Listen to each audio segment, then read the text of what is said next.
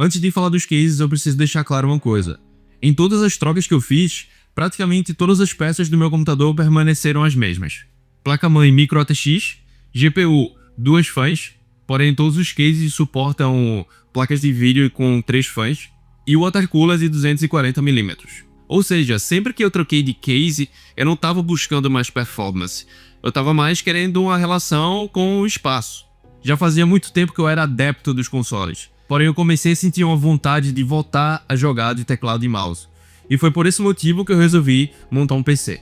E eu lembro que eu passei meses procurando sobre o processador, placa de vídeo, montagem, mas curiosamente uma das horas que eu mais gastava tempo não era em peça, era do case. Eu queria, obviamente, algo que tivesse a ver comigo. Nada muito gamer demais, nada muito espalhafatoso. O que eu queria era um design limpo, simples e bem resolvido. E foi assim que eu conheci o H510 da NZXT.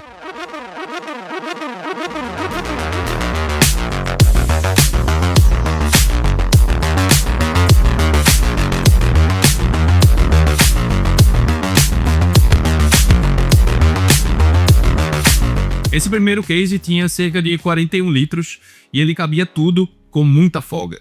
O water cooler de 240mm na frente com a parte removível.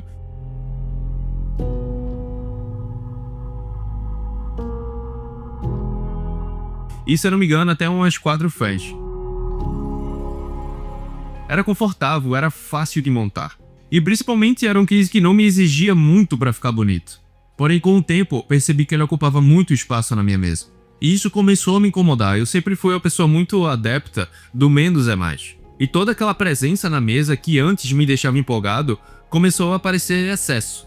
E foi aí que eu comecei a olhar para cases menores. Eu já conhecia o mundo dos mini PCs, os famosos mini TX. Porém, isso exige peças específicas. E como eu tinha acabado de montar um PC, comprar peças novas e substituir não era uma opção. Então a minha ideia sempre foi diminuir o case mantendo todas as peças que eu tinha.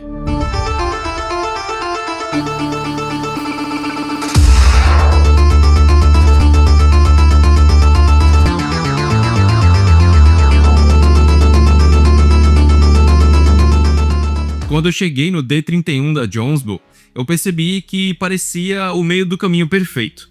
Ele tem cerca de 31 litros, o que é 10 litros a menos do que o case anterior.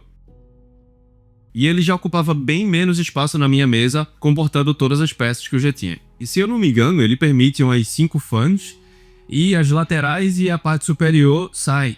E isso ajuda muito no gerenciamento de cabo e na montagem de todo. Mas aqui aconteceu uma coisa que já era esperado. O gerenciamento de cabo do Jonsbo era pior do que o da EZXT.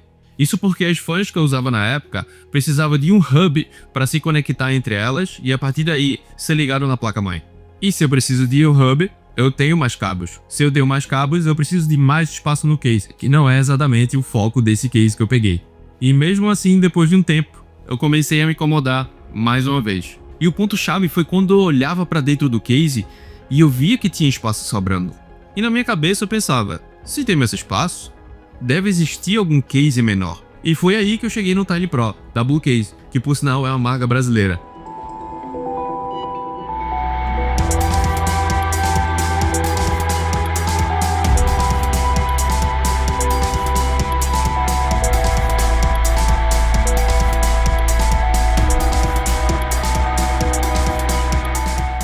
E ele é realmente muito pequeno.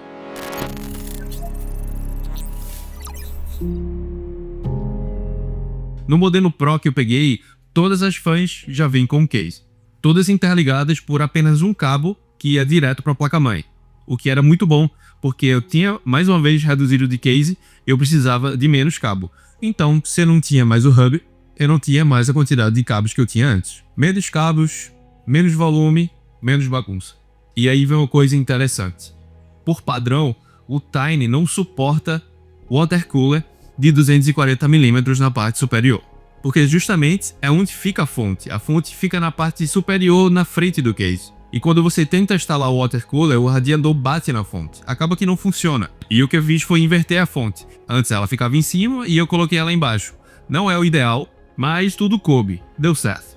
Mas claro que nem tudo é perfeito. O Tiny é praticamente uma peça sólida. A parte que fica a placa-mãe não sai. Então só sai a parte de vidro temperado, o que complica muito o gerenciamento de cabo por trás da placa-mãe. Mesmo assim que vem um ponto importante. Eu não tive uma diferença de temperatura em nenhum dos 3 cases. Do NZXT ao Tiny, tudo se manteve estável. No fim, todos comportam o mesmo hardware. O que muda é o quanto de tolerância cada um oferece. Case grande, perdoa erro tranquilamente. Case pequeno, não. Quanto menor o espaço, mais assertivo você precisa ser com as peças que você vai precisar usar. Valeu!